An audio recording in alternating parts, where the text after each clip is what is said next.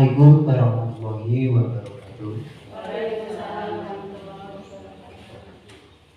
Yang terhormat Ibu Kepala Sekolah SDN 3 Sumberjo, Ibu Lasmiati, serta Bapak Ibu Dewan Guru SDN 3 Sumberjo yang saya hormati pula. Marilah pertama-tama kita panjatkan puji syukur kepada Allah Subhanahu wa Ta'ala, yang mana pada kesempatan pagi hari ini kita bisa berkumpul bersama dengan suatu kegiatan, yaitu pemaparan materi diskriminasi budaya positif. Adapun susunan acara pada pagi hari ini, yang pertama yaitu pembawaan, yang kedua kegiatan inti, dan yang ketiga kegiatan penutup. Marilah kegiatan pemaparan materi diskriminasi budaya positif kita buka dengan bacaan basmalah bersama-sama. Bismillahirrahmanirrahim. Acara yang kedua yaitu inti.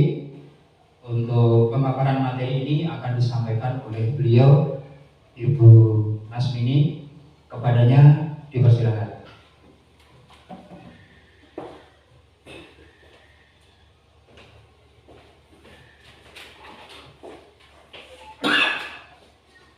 Assalamualaikum warahmatullahi wabarakatuh. Waalaikumsalam warahmatullahi wabarakatuh. Terima kasih atas waktu yang diberikan. Sebelumnya saya ingin mengucapkan terima kasih kepada Bapak Ibu Guru yang sudah berkenan untuk menghadiri acara pada hari ini, yaitu acara pemaparan diskriminasi budaya positif. Dan saya berdoa semoga Bapak Ibu Guru semua diberi kesehatan. Dan saya berharap untuk kegiatan hari ini Bapak Ibu Guru dapat mengikuti dengan berpartisipasi aktif. Oke? Saya akan memaparkan yaitu tentang budaya positif. Budaya positif dan nilai kebajikan universal.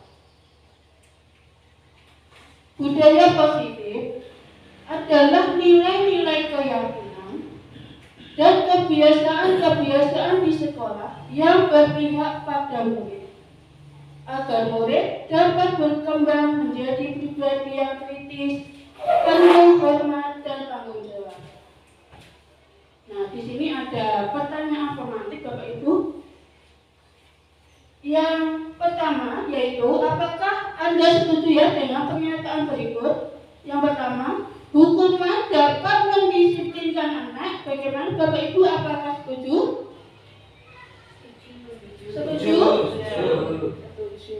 Oke, yang kedua, pemberian hukuman dengan hal positif seperti membaca atau membersihkan halaman sekolah dapat meningkatkan disiplin anak. Bagaimana Bapak Ibu, setuju tidak? Setuju. Setuju?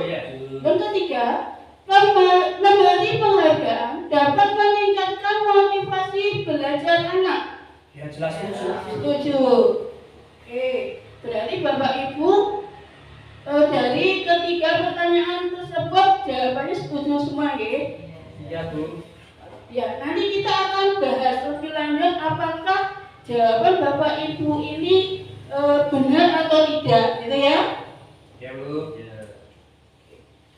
Nah, ini sebelum melangkah ke materi selanjutnya, kita akan melakukan permainan terlebih dahulu. Ada A dan B, ini diibaratkan Anda dan teman Anda. Sobeklah secari kertas kecil, tuliskan benda atau sesuatu yang sangat berharga untuk Anda.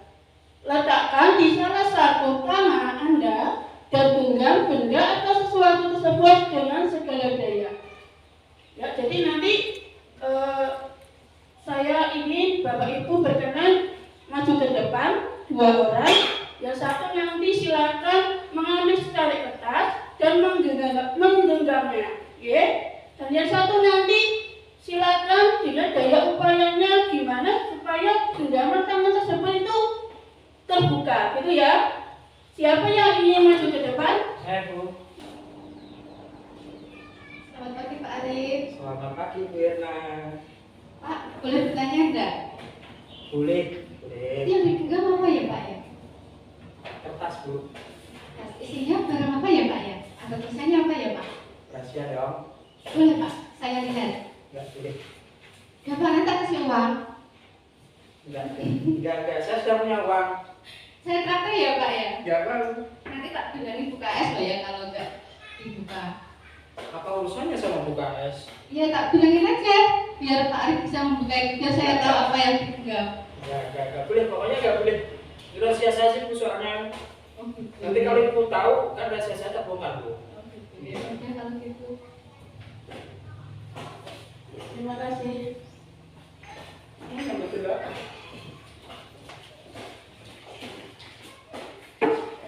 Ya, terima kasih Bapak Ibu guru sudah mempraktekkan. Bagaimana Bapak Ibu kalau menurut Bapak Ibu tadi yang pegang kontrolnya siapa ya?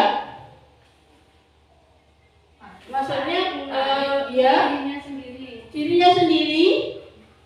Iya, iya dirinya sendiri. Kenapa begitu? Karena tadi Pak Arif sudah dibujuk, kayu bahkan mau dikasih uang, mau ditraktir, tapi tetap tidak mau. Berarti orang lain tidak bisa mengontrol orang lain. Nah, untuk materi selanjutnya yaitu perubahan paradigma stimulus respon teori kontrol. Siapa sesungguhnya yang memiliki kontrol? Stimulus respon, kita mencoba mengubah orang agar berpandangan sama dengan kita. Sedangkan teori kontrol, kita berusaha memahami pandangan orang lain tentang dunia. Perilaku buruk dilihat sebagai suatu kesalahan. Dalam menurut teori kontrol, semua perilaku memiliki tujuan. Orang lain bisa mengontrol saya, sedangkan teori kontrol hanya Anda yang bisa mengontrol diri Anda. Seperti tadi ya, berarti dirinya sendiri ya hanya bisa mengontrol dirinya sendiri. Stimulus respon, saya bisa mengontrol orang lain, sedangkan teori kontrol Anda tidak bisa mengontrol orang lain. Stimulus respon, pemaksaan ada pada saat bujukan gagal. Sedangkan teori kontrol, kolaborasi dan konsensus menciptakan pilihan-pilihan baru.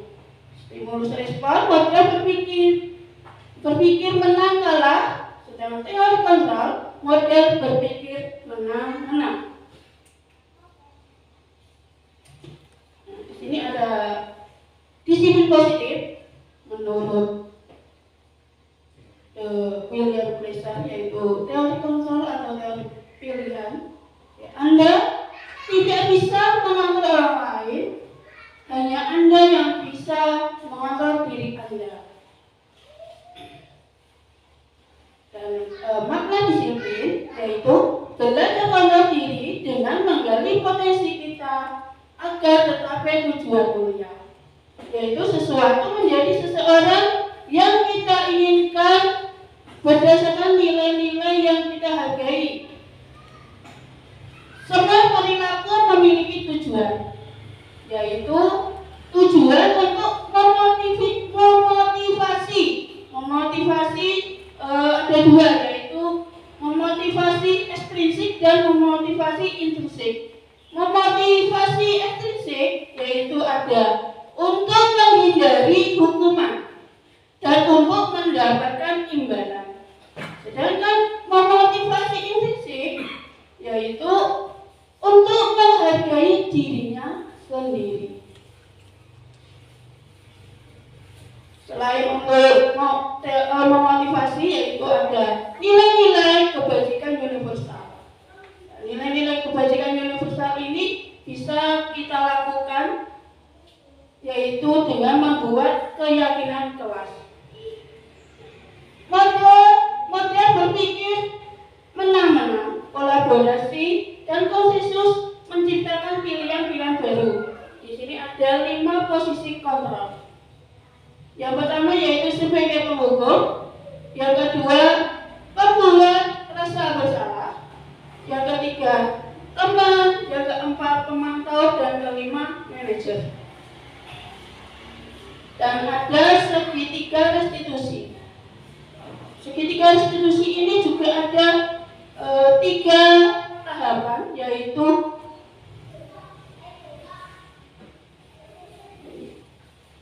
menstabilkan identitas, yang kedua yaitu validasi kebutuhan, yang ketiga itu menanyakan keyakinan.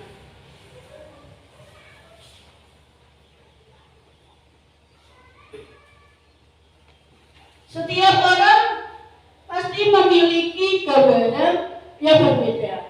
Ya, setiap orang memiliki kebutuhan yang berbeda. Di sini menurut William Glasser ada 5 kebutuhan dasar manusia, yaitu kebutuhan untuk bertahan hidup, kebutuhan penguasaan, kasih sayang dan rasa ingin diterima, serta kesenangan dan kebebasan. Apakah makna disiplin itu? Makna disiplin itu berasal dari bahasa Latin, yaitu disiplin, artinya yaitu belajar, yang memiliki konotasi dengan disiplin diri dari murid-murid. Disiplin diri membuat orang menggali potensinya menuju sebuah tujuan. Apa yang mereka ingin mereka hargai, ya. Apa yang dia hargai, maksudnya seperti itu. Namun dalam budaya kita, makna disiplin telah berubah menjadi sesuatu yang dilakukan seseorang pada orang lain untuk mendapatkan kepatuhan. Jadi kecenderungannya itu umum adalah menghubungkan kata disiplin dengan ketidaknyamanan, bukan dengan apa yang kita hargai atau pencapaian sesuatu tujuan mulia. Nilai-nilai kebajikan. Nilai-nilai kebajikan adalah sifat-sifat positif manusia yang merupakan tujuan mulia yang ingin dicapai setiap individu. Nilai-nilai tersebut bersifat universal dan lintas bahasa, lintas suku, agama, maupun latar belakang. Setiap perilaku memiliki suatu tujuan. Dengan mengaitkan nilai-nilai kebajikan yang diyakini seseorang, maka motivasi intriksinya akan membangun sehingga menggerakkan motivasi dari dalam untuk mencapai tujuan mulia yang diinginkan. Nilai-nilai kebajikan yang ingin dicapai oleh setiap anak Indonesia kita kenal dengan profil pelajar Pancasila, yaitu ada 5.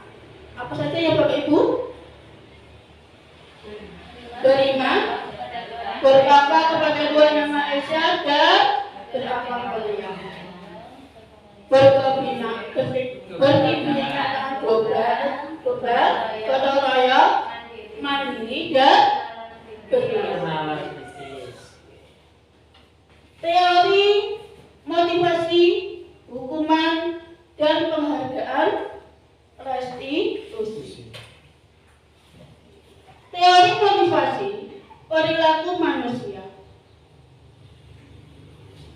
Itu ada tujuannya Bapak Ibu untuk menghindari ketidaknyamanan atau hukuman. Ini maksudnya adalah motivasi eksternal. Apa yang akan akan terjadi apabila saya tidak melakukannya? Pertanyaannya. Yang kedua, untuk mendapatkan imbalan dari orang lain. Ini juga termasuk motivasi eksternal. Yang ketiga, untuk menghargai diri sendiri. Saya akan menjadi orang yang seperti apa bila saya melakukannya. Ini termasuk motivasi internal. Jadi ini mempunyai tujuan untuk disiplin positif. Nah, di sini menurut Ki Hajar Dewantara, merdeka itu artinya tidak hanya terlepas dari perintah, akan tetapi juga cakap untuk memerintah diri sendiri. Apa itu restitusi?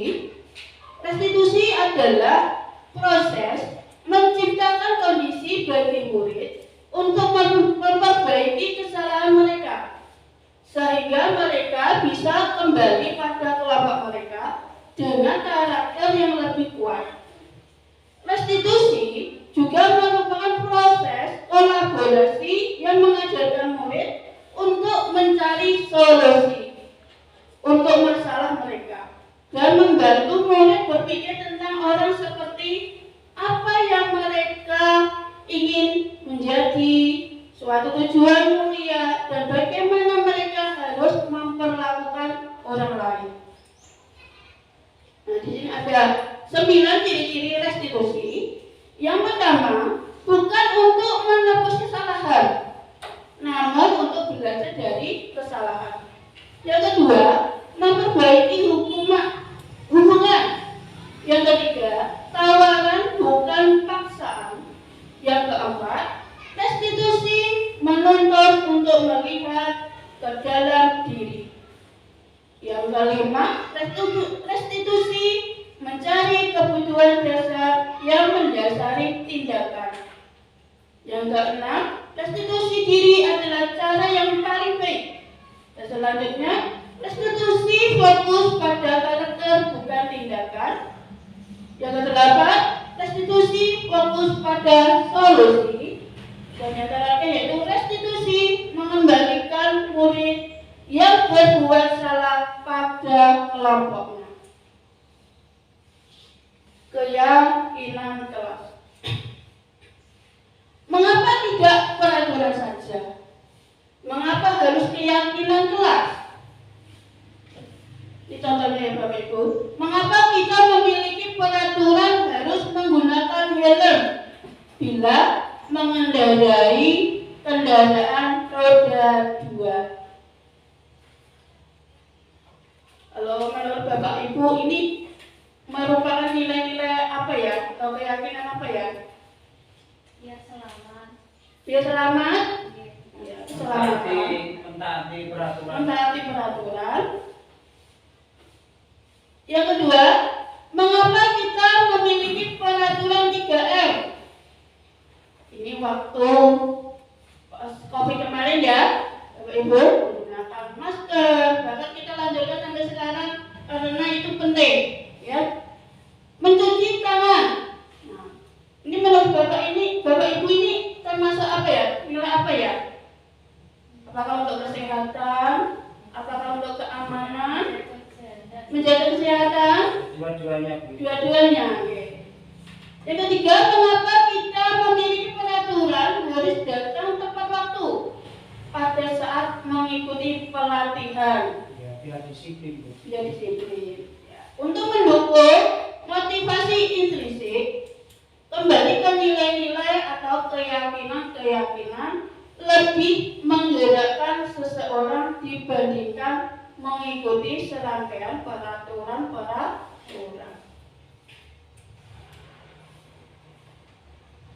Budaya positif ini akan tercipta ya adanya lingkungan yang positif dengan adanya keyakinan kelas dan peraturan kelas. Nah, ini Bapak Ibu yang mana merupakan keyakinan kelas. Mengapa? Ya di sini ada.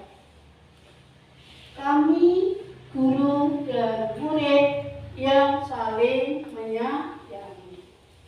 Kami murid yang semangat belajar. Kami murid yang peduli dengan teman-teman. Kira-kira yang mana ya?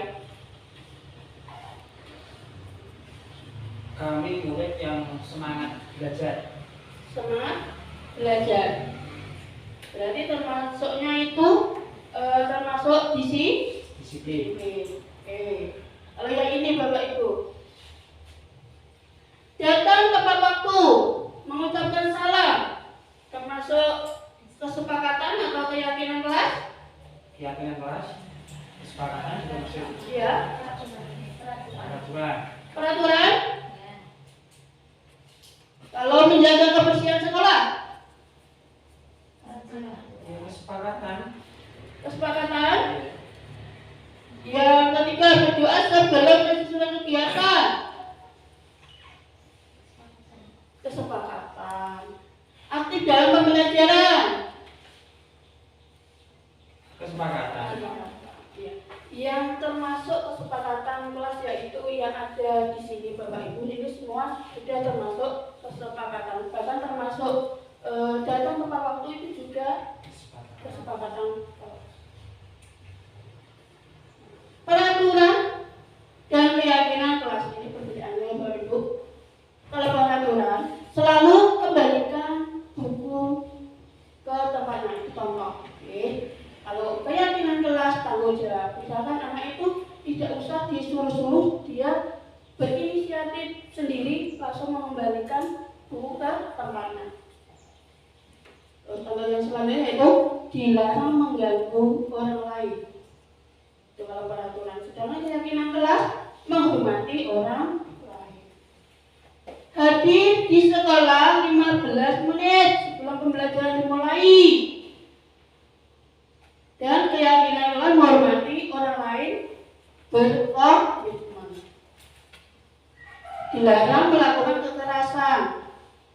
Itu termasuk keyakinan kelas, yaitu keselamatan dan menghormati orang lain. Dilarang menggunakan narkoba. Itu peraturannya. Keyakinan kelasnya itu ya demi kesehatan. Bergantian atau menunggu giliran. Keyakinan kelasnya itu menghormati orang lain atau bersahabat. Menggunakan masker. Keyakinan kelasnya yaitu demi kesehatan dan keselamatan. Dan terakhir yaitu jangan berlari di kelas atau koridor. Keyakinan kelasnya yaitu keselamatan dan keamanan.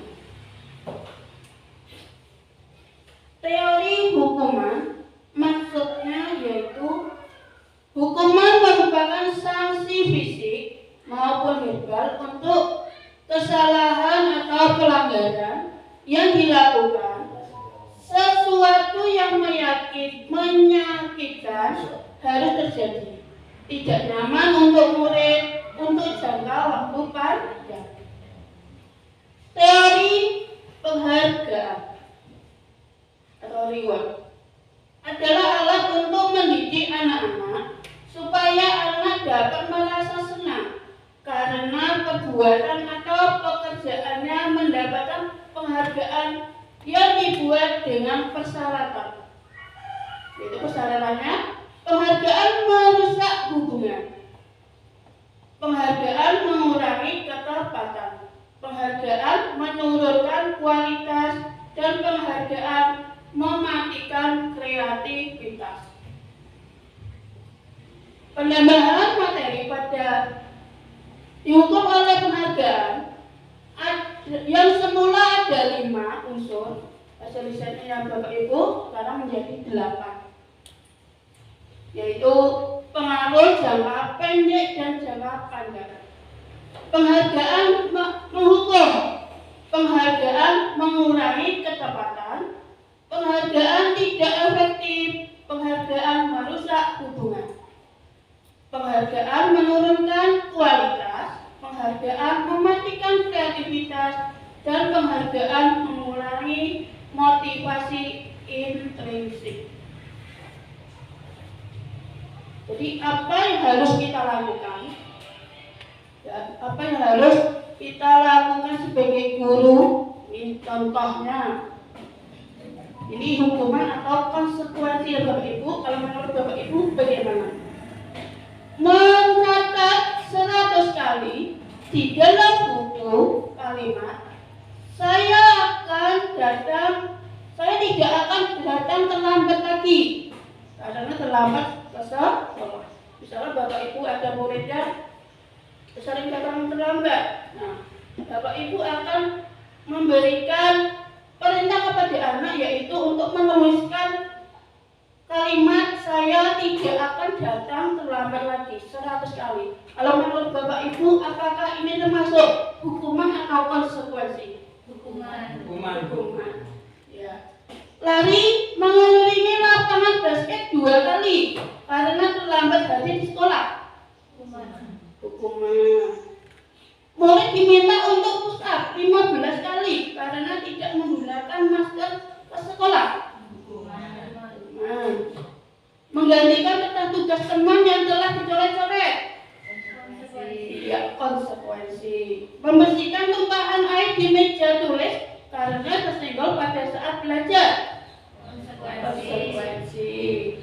Murid disuruh untuk tidak mengenakan sepatu seharian di sekolah karena tidak mengenakan sepatu hitam. Hukuman. Ya.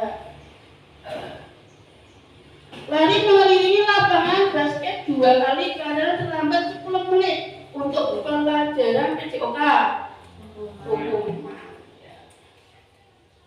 Nah, ini perbedaan hukuman dengan konsekuensi. Hukuman sesuatu yang menyakitkan harus terjadi, sedangkan konsekuensi sesuatu harus terjadi.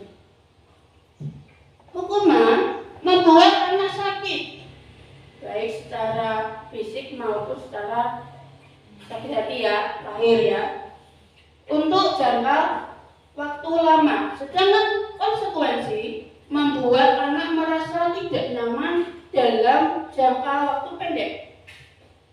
Kalau hukuman, anak membenci kedisiplinan, sedangkan konsekuensi anak menghargai disiplin. Hukuman itu paksaan, sedangkan konsekuensi stimulus atau tanggapan ya. Dan hukuman mendorong anak menyakiti diri sendiri, sedangkan konsekuensi mendorong anak agar mudah menyesuaikan diri. Konsep diri yang buruk, hukuman. Konsekuensi konsep diri yang baik. Hukuman juga akan membuat anak belajar untuk menyembunyikan kesalahan. Sedangkan konsekuensi anak belajar untuk mematuhi peraturan.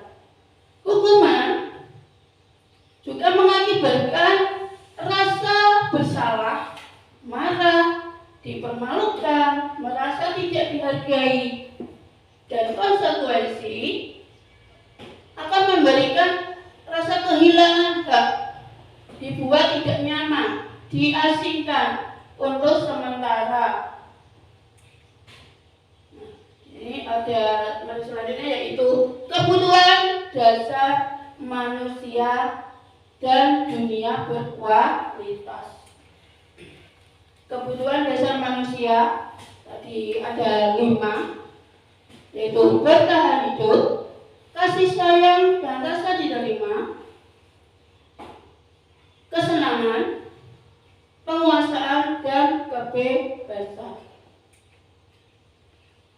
Kebutuhan bertahan hidup adalah kebutuhan yang bersifat fisiologis untuk bertahan hidup. Misalkan kesehatan, rumah, makan dan minum. Yang kedua, kasih sayang dan rasa diterima, yaitu kebutuhan psikologis, kebutuhan untuk disayangi dan diterima.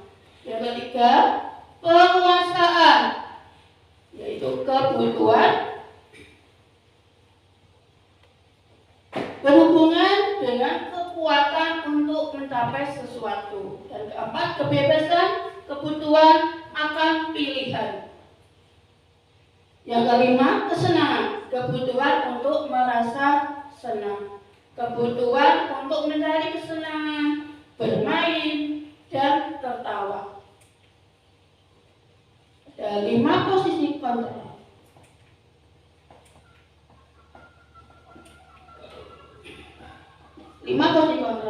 Yaitu ada penghukum, pembuat orang merasa bersalah, yaitu sebagai teman, sebagai pemantau, dan sebagai manajer. Apa tindakan guru kalau di posisi penghukum? Jadi guru bisa berbuat, yaitu menghardik, menunjuk-nunjuk, menyakiti, bahkan menyindir. Dengan perkataan bagaimana contohnya? Contohnya seperti ini. Kalau kamu tidak melakukannya, awas ya, rasakan. Itu yang dikatakan guru kalau sebagai penghukum. Dan hasilnya, ini murid bisa memberontak. Bahkan bisa berbohong, kaitan dengan kualitas. Bagaimana murid meletakkan guru di luar dunia berkualitas. Dan murid berkata, biarlah saja nanti juga marah-marah lagi. Ya, jadi anak itu cenderung membangkang kalau dinasihati guru. Dan dampaknya pada murid apa? Itu murid itu akan selalu mengulang kesalahan yang sama. Kalau itu dilihat dari tindakan kita sebagai penghukum.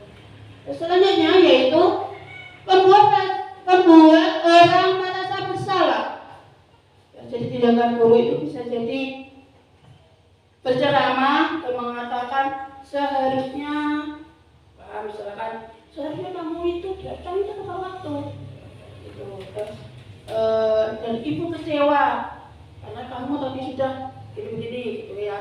Terus guru berkata, kamu seharusnya kamu sudah tahu, ibu lelah sekali mengatakannya. Itu hasilnya apa? Menyembunyikan atau ya seperti tadi, menyangkal, berbohong, itu yang akan dilakukan murid. Dan murid meletakkan guru di dalam dunia berkualitas. Dan murid berkata pun juga seperti karena dia merasa bersalah, maafkan saya Pak. Dan dampak pada murid merasa rendah diri. Kalau guru sebagai teman, guru akan membuatkan alasan-alasan untuk muridnya. Bisa seperti ini, ayolah lakukan demi ibu. Masa kamu tidak mau? Ingat ibu juga pernah membantu. Terus hasilnya apa terhadap murid? Itu ketergantungan. Kalau kaitannya dengan dunia berkualitas, murid meletakkan guru sebagai orang yang sangat penting di dunia berkualitas. Dan murid berkata, saya pikir Bapak Ibu teman saya ternyata begitu. Dampak pada murid yaitu lemah, tidak mandiri, dan bergantung pada orang lain. Kalau guru bertindak sebagai pemantau, guru akan berbuat, menghitung, dan mengukur. Dengan contoh, apa peraturannya? Hasil yang didapatkan dari murid yaitu menyesuaikan diri, dan murid meletakkan guru, peraturan dan hukum di dunia berkualitas. Itu kaitannya dengan dunia berkualitas.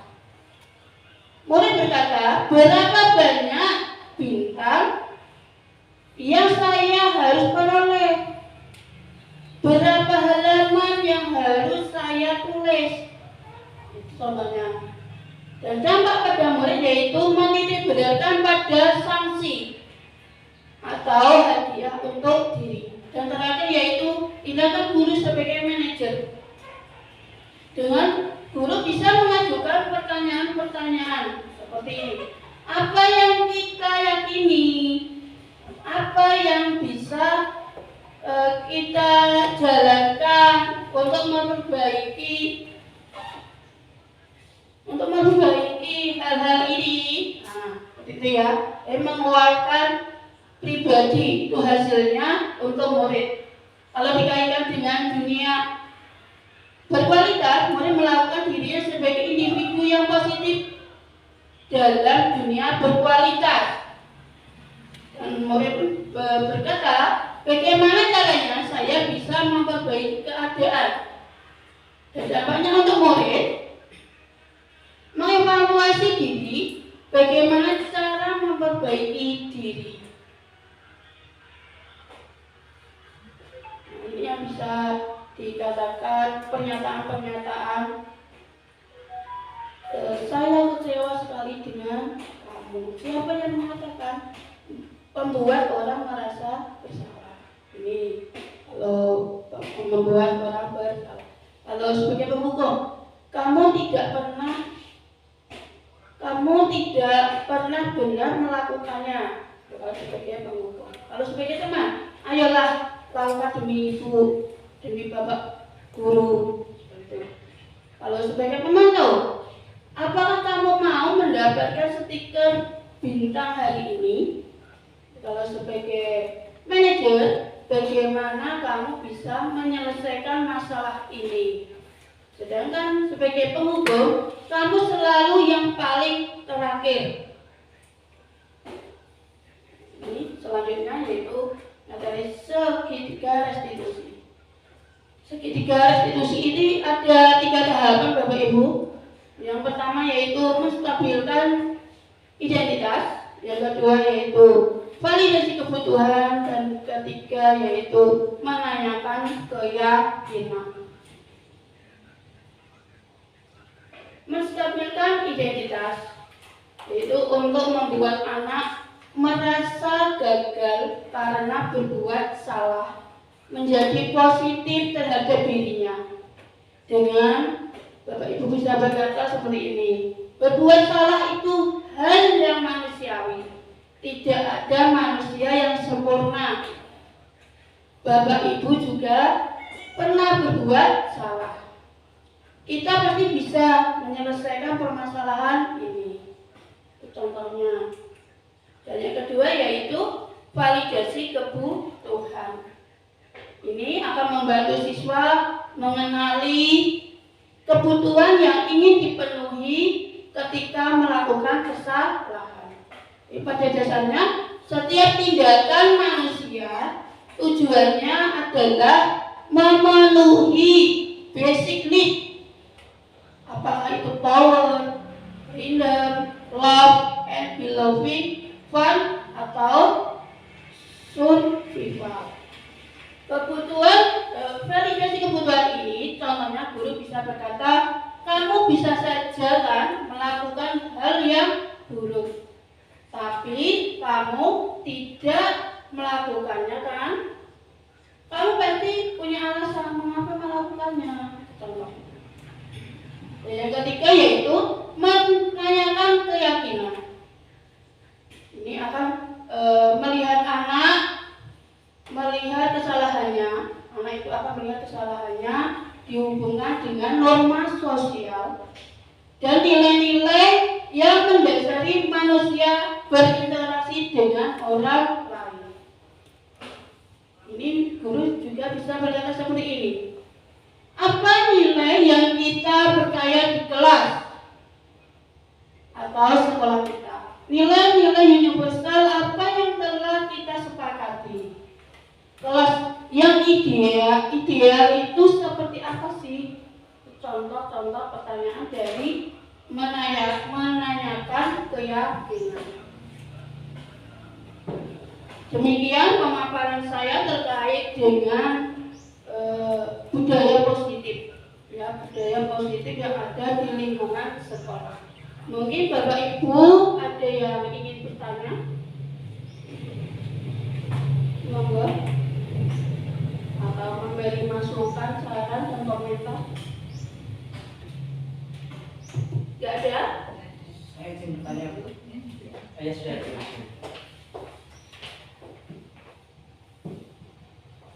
Terima kasih. Di sini saya hanya ingin bertanya sedikit ya Bu ya, tentang budaya positif yang ada di sekolah. Bagaimana menerapkan budaya positif yang ada di sekolah supaya kegiatan-kegiatan yang ada di sekolah berjalan dengan kondusif. Terima kasih. Ya, terima kasih atas pertanyaannya. Bagaimana cara menerapkan budaya positif yang ada di sekolah? Yang pertama, kita bisa menerapkan dengan cara yaitu melakukan pembiasaan. Oke. Pembiasaan seperti literasi atau seperti sholat duha itu sebelum pengajaran dimulai. Jadi kegiatan pembiasaan tersebut tidak mengganggu aktivitas pembelajaran. Seperti itu, Bu. Mungkin ada yang lain?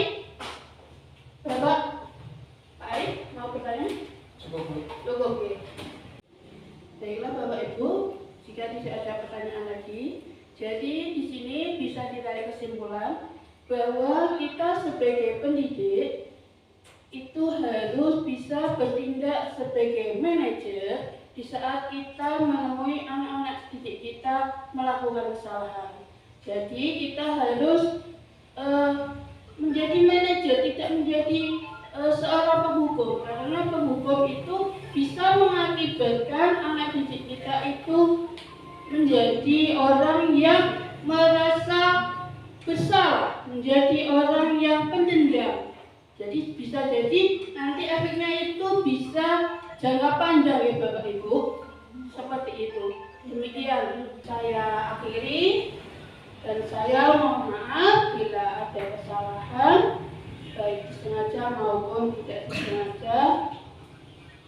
Wassalamualaikum warahmatullahi wabarakatuh. Waalaikumsalam warahmatullahi wabarakatuh. Terima kasih.